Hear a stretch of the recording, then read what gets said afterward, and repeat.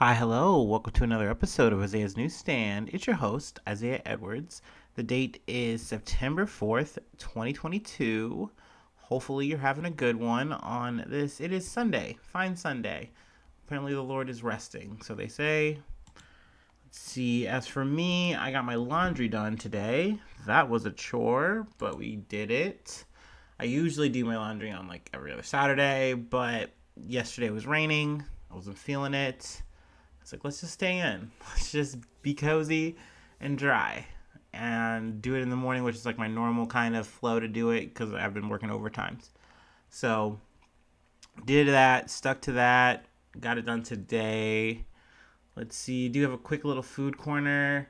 I got these two giant baked cinnamon rolls, baked glazed cinnamon roll. I don't know. I got it from like a donut place, Jupiter's Donuts. Jupiter Donuts, I think. Pretty good, pretty good. I enjoyed them. Very, so huge. Let's see. Anything else to report on? Nothing major. Nothing of real note. You guys are pretty much caught up. We can get into some news though. Let's see here. What do we got to start? Got this from Yahoo News / the Associated Press. Apparent assassination attempt against VP Royals Argentina. So this was an almost just point blank, shooting assassination attempt that happened against Vice President Cristina Fernández. She was stepping out of her car. She, I guess was, I think, I don't know if she's coming home or not, but like she's on like a more or less a set routine for herself, and like she does a lot of glad handing. So she'll go out, run around, say hi to people, shake hands, kiss babies, all that kind of stuff. But essentially, while she was outside of her apartment building, someone with a gun just came out, and you can see in a photo. I don't have it, but you can definitely go find it. And it's just like the guy just has a gun right in her face, and it said that you could hear the trigger get pulled, but apparently it jammed. There was some kind of misfire of sorts, so it didn't, nothing happened. And then she had her security team with her, and they stepped up and handled the situation. And apparently, I think she went on to, continue to talk to, the crowd and, do stuff. So I mean, she was it almost looked like she wasn't even fazed by it. But super crazy. It was a, let's see, 38 caliber semi-automatic handgun. But apparently, overall, according to a judicial official who didn't, want to be named, he was said it under anonymity. But he said it was operating normally and it was capable of firing. So, kind of one of those like miracle things. Now, let's see. The man, let me have his name here. Andre Sabag Montiel, 35-year-old. He is a street vendor and also a Brazilian citizen. And he has lived in Argentina since 1998 and has no criminal record. But he was arrested on suspicion of attempted murder. So that's going down. That's crazy. Now, the article itself kind of goes into a little bit of her background. Also, the president, Alberto Fernandez, no relation. He came up on a late night broadcast, national broadcast, and, kind of elaborated on the situation. I think, yes, the president also declared a national holiday on Friday in wake of what he called the most serious incident since we recovered democracy in 1983. And apparently this is after, military dictatorship. So, super just hot, crazy moment. Apparently, though, in Argentina, like, the political atmosphere and assassination attempts are, like, I guess higher or a little bit heightened over there. Let's see. Also, let's see. Cristina Fernández Gotta get them right since, there's just two Fernandez. Now, I will say probably for the rest of this article, we're going to be talking about Cristina Fernández and not Alberto. But, they are a left center, administration. So, it's going to be one of those things where that's very divisive for people. They also do make a reference to, what is it, Jair Bolsonaro. He actually has a quote at the end of this. He says, "I lament it, and there are already people trying to blame me for that problem. It is good that the attacker didn't know how to use a gun. Otherwise, he would have been successful." That's a little alpha quip, easy little quote from Bolsonaro that does not surprise me that he said that. But, essentially, though, he has been very critical of them, like of the Argentine government. So, I don't know. I mean, there's definitely, like I said, there's a lot here and a lot of history, obviously, that I'm not hyper aware of or like really on top of. But, assassination attempts are big, especially what the last one we covered was Shinzo Abe.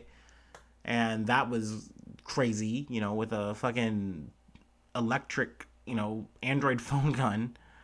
But, honestly, though, for real, I'm glad that, the assassination didn't happen, just in general.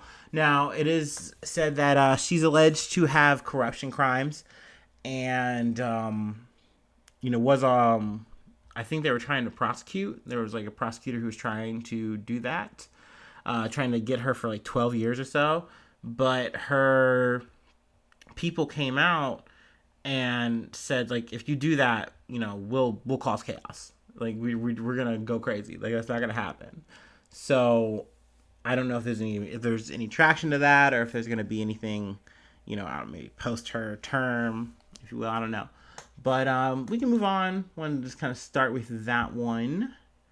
Let's see. Also, another Yahoo News, AP News collabo. Well, I mean, it's not really collabo. It's kind of like Yahoo News is the middleman for me. Let's see, though. Border Patrol. 9 die crossing Swift, Texas River. So, this happened across the Rio Grande.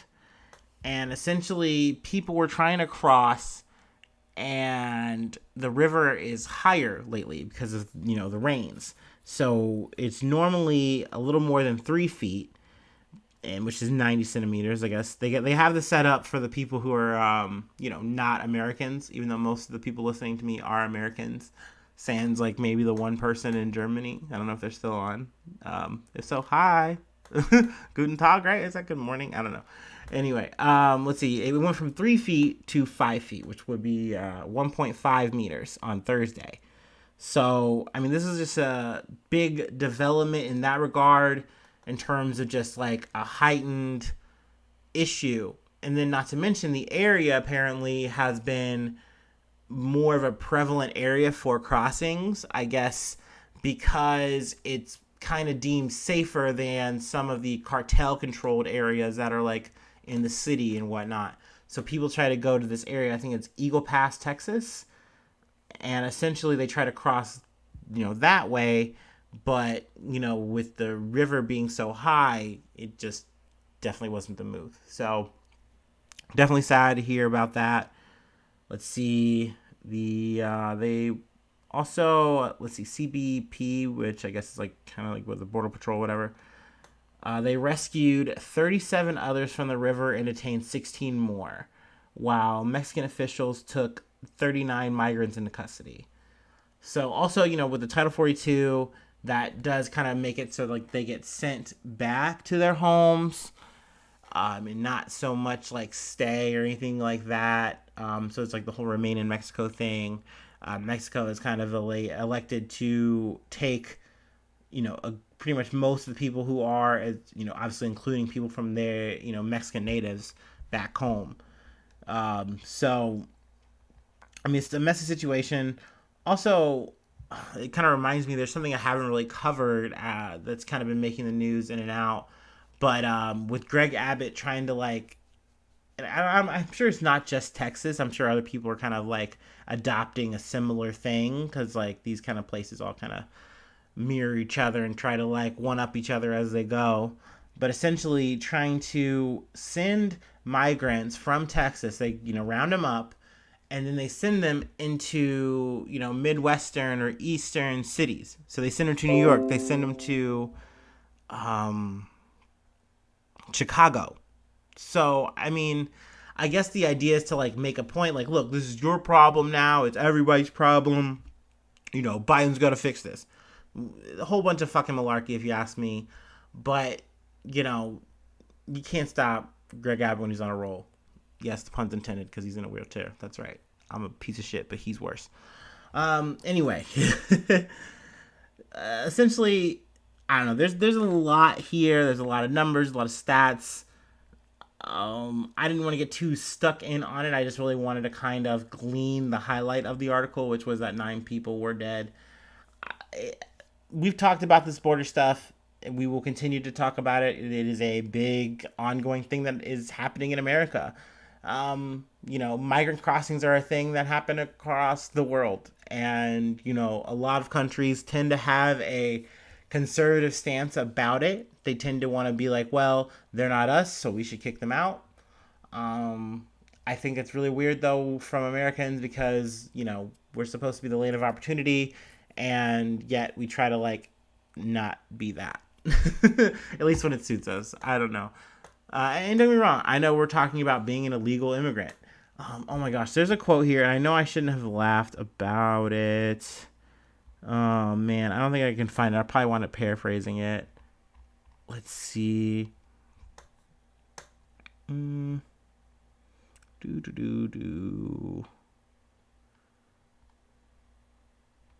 Yes, here it is.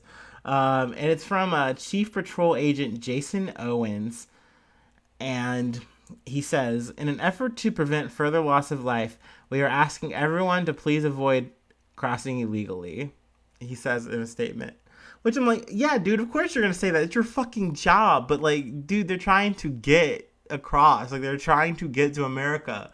Like, yo. Also, another thing, too, I know I'm just bleeding articles here. But on that whole thing when it comes to Abbott putting people on buses and sending them to, like, Midwestern, Eastern areas. From what I've kind of heard, migrants are like, okay, so you're not sending us back home. All right, that's cool. That's a check. That's a plus. And you're sending us to a place that's far away from here where you guys are, like, kind of fucking crazy. All right, cool. Yeah, sounds cool. Sounds good. Bet. And they get on the bus and they go and, hopefully they can kind of reconnoiter with people and, kind of land on their feet from there. But that was something I found interesting, that it's like, okay, they're not mad about that. Like, and then I don't know what the fuck, like I said, I haven't fully researched it or whatever, what, like, the response has been from the cities who have received people. I know Eric Adams has made, like, a statement or whatever, but yeah, nothing, like, serious. But, I don't know, I do think this shit is crazy. I think it's also interesting. I think it's a lot of things all at once. I feel like if you've listened to this podcast long enough, though, my stance on this. I definitely feel like it would be better if we had just a more of an open, easier way of getting a kind of citizenship. I think it benefits us as a whole, as Americans. It makes us more diverse. It makes us stronger. It allows us to do what we're already doing on the fucking sly, which is benefit off of immigrants working here and getting more people in. And sadly, I would, wouldn't like it this way. I would prefer that we all get equal pay, of course, but naturally the situation works where it's like, okay, you're an illegal immigrant. Well, we're going to be able to hire you for less rate. And, that's how a lot of these businesses can kind of stay afloat and do what they do. Granted, I would like to see a world where not only we accept people and that we can benefit off of that, but we also just pay people equally. But I don't know. I'm getting socialist and I'm kind of in the weeds. So we can move on. Next thing. Let's see. We're talking about Navy SEALs, but there's a twist. There is a twist. Oh man, okay. I know. I'm bad. I'm laughing at things that aren't, but it's crazy. This is crazy. I got this from the Insider. Aspiring Navy SEALs are using Viagra to self-medicate when they start coughing up blood during qualifying drills. They say it works, but at a price. Man, Insider, banger fucking headline. Love that. That's tasty.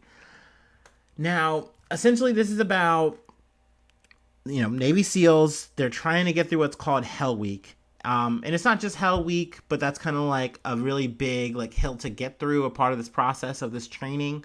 Essentially, you can become, what is it called, a basic underwater demolition / SEAL, or BUD/S, so Bud/S for short.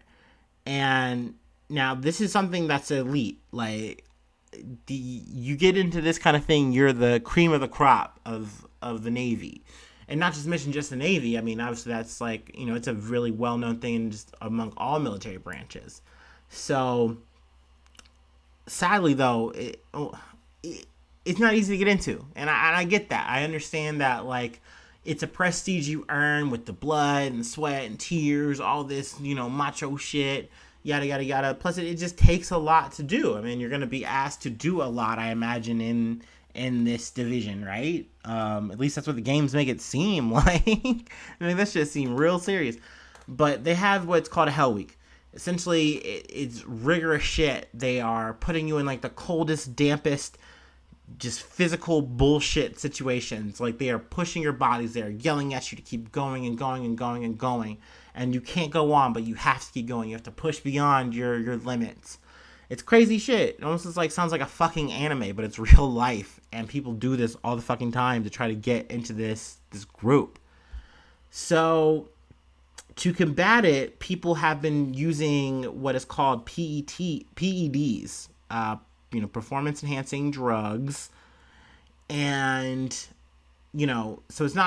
it's like, HGH, human growth hormone, potentially. Also, like, steroids. But another, I guess, to combat some of this, the whole thing with the fluids. What is it called? They have it in this article. Let's see.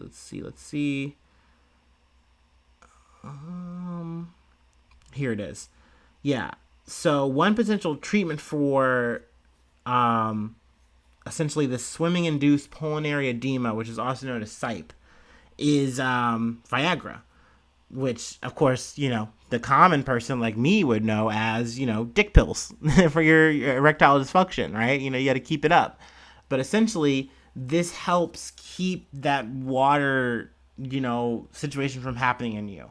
So, people have been doing the maximum to do this. And I believe Kyle Mullen was trying to do the best he could. Now, his mom, who was a nurse, because I've also heard this via the BBC, but they kind of leave out the Viagra part, and they kind of focus on just like, hey, I was his mom, I was talking to him throughout this whole time he was doing the Hell Week process, and he was telling me he's coughing up blood, he's going through all this stuff, and that just shouldn't be a thing. That should not be happening, no matter how elite this is.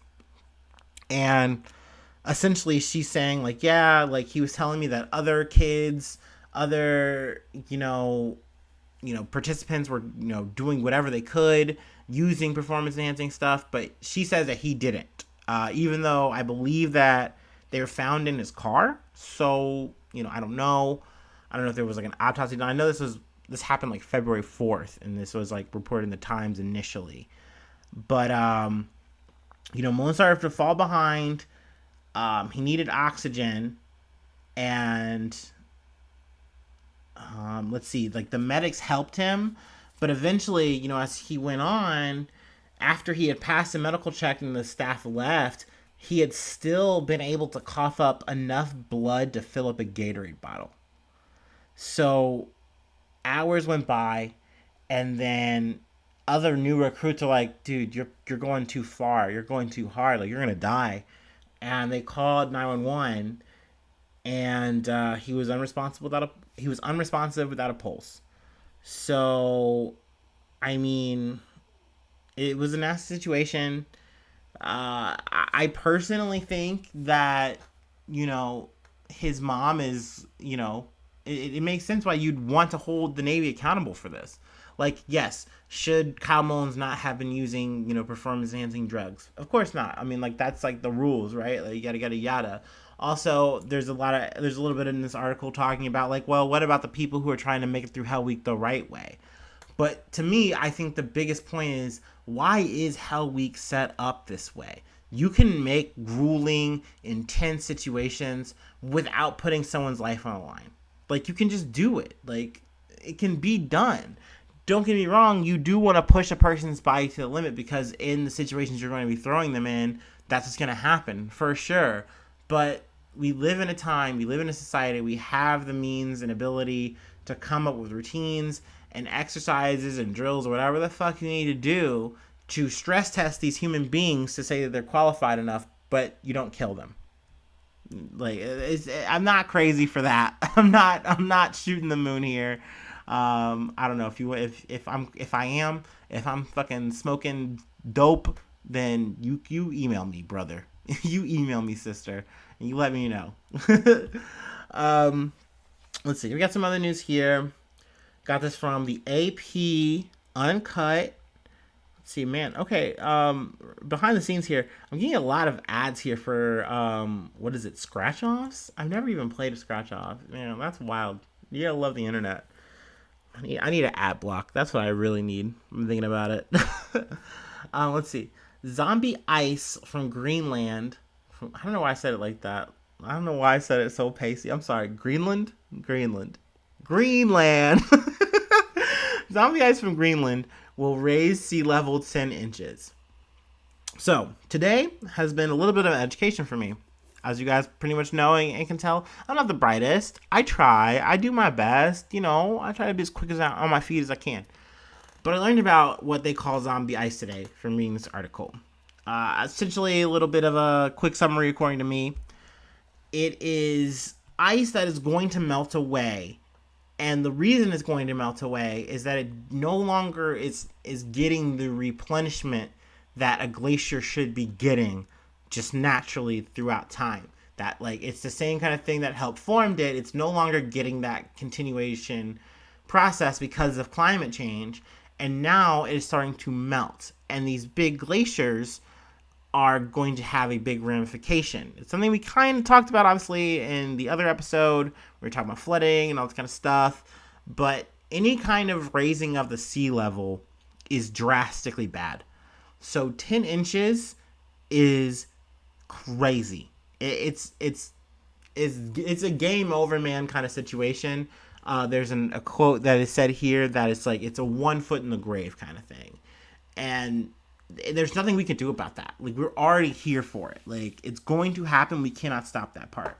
Also, that 10 inches is being modest. It's like the best case scenario. This could get, I think, up to like 30 inches, like, over time at some point. I think by like 21 something or some shit. So it's no good. It's a code red situation. I mean, granted, I know myself, the listeners involved, it's not like we can, we are the world this. We can't hold our hands and sing a song and then, all of a sudden we're all going to act right and stop, like, stop burning coal and, keep all our shit off. And no, we're on the ride. We're in for the penny, we're in for the pound.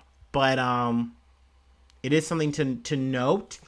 I guess the life and death of a glacier. It's interesting to know that it's like, okay, like, if this mountain isn't, getting its ice and it's not melting its ice, like, it's just not being replenished, then naturally the glaciers aren't as well. And, like, that's going to continue and the erosion is going to continue and it's going to keep getting worse and worse. So, I mean, not to be, a scary son of a bitch, but, yeah, that's happening. And that article is there if you'd like to read it and get some more details on it. But last but not least, I guess I could say I have some good news. And, I like to leave you on some good notes. So, I'm going to hit the little break and we'll be right back at it.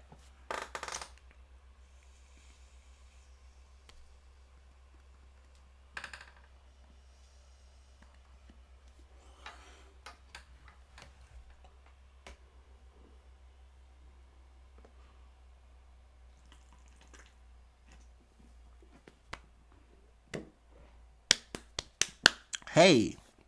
Okay, we're back. I got this last one from Yahoo News / Yahoo News 360. Woo, woo, woo, woo.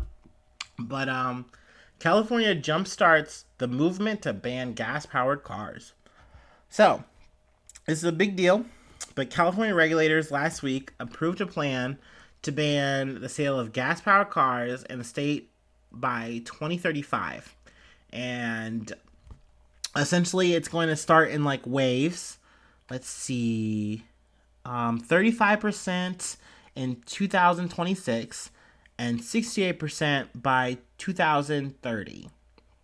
And it's going to impose hefty financial penalties to companies that fall short of these benchmarks. So it's going to apply to the new cars, and it doesn't affect the consumers directly. Oh, excuse me. Oh, still coming. A little rolling burp there. But essentially it's going to affect the customers in the sense of like, hey, I'm going to go buy a car, but everything on the lot by 2035 is going to be an electric vehicle, an EV. So that's the good news. That's helpful for the environment for sure. But I mean, I'd like to think that it is. It is one of the things with the electric vehicle. It does come down to how it's made. Obviously, eliminating fossil fuels, super fucking sweet. That's what we want. That's what we aim for. Like, that's the environmentalist dream. It's something that's doing a lot of damage to our climate. But another problem is what goes into making an electric vehicle. Something I've kind of been learning a lot this year, ins and outs, is a lithium battery is so important to it. And to get lithium is actually a whole other kind of nightmare. When it's described to me, it's just coal in another place. Like, now don't get me wrong, it's not like doing the same environmental damage, but it is a resource that is not limitless. It's not like you can plant lithium like a plant and then it just like grows a lithium tree. Like, it's in a mine, you farm it, you get it out, and the circumstances and situation is not, it's not sweet, it's not clean, it's not like hunky-dory. Like, it's poor people in mines for little money so that it goes up the scale and that these companies get to make the most of it for make these cars. So that to me is going to be an issue, already is an issue. But the idea of getting this rollout, doing something aggressive for the environment, that's cool. Also, California's so big, they have a big impact. Also, another thing is people follow their lead, just kind of like how Republican, states will mimic and try to one-up each other. Also, other states are trying to do the same thing. So hopefully, they follow suit. That would be kind of cool, right? But, we'll see how it goes. I'm definitely, interested. Also, from what I've heard, listening, once again, I know I drop it a lot, but through the BBC, that a lot of companies are already like, look, yeah, we are down. We weren't down before. I think it was either like Toyota or Honda, maybe, that was a little bit like, no, we don't think so. But they've all come around and said, yes, by that time frame, we will have a rollout ready for you that you can get. Also, another reason why it doesn't affect the customer technically directly is like, obviously, if you have a gas powered car, you can still own it. You're not going to get any fines. There's not going to be any changes for that. Also, if you buy it out of state, you can buy an out of state car that's gas. I think, maybe my closing statement here on this, that's something I kind of fucking don't like and I can already see as an issue, is that this is something that is going to make a bigger burden yet again for fucking poor people. Like, if you're rich, if you're well off, if you're in the like middle upper crust of the middle class, sure, this won't affect you at all. But what this means is by 2035, gas or car prices are probably going to be insanely higher. Like, and they're already fucking high. So the idea of like having to buy an electric vehicle because you have no choice, or what, you have to go cross state lines or whatever and order a car or whatever, like, it's gonna make the process of buying a car even harder and more expensive for the average poor person. Which, to me, I don't believe in a middle class. If you ask me, I think it's a myth. I think it's like a carrot stick thing. I think there are rich 1% motherfuckers, and it's all the other rats in the fucking barrel, and we're eating each other until, some of us get lucky and we pop to the top. I don't know. Or crabs. You pick your animal. But essentially, these kind of things just worry me because it's like, cool, great. I love the environment too. I want the environment not to blow up and die for our future. But like, I also don't want to be punished because of it either. And especially because we all know that there are, company interests, bigger interests at play here that are going to do what they want regardless, that are going to fuck up the environment.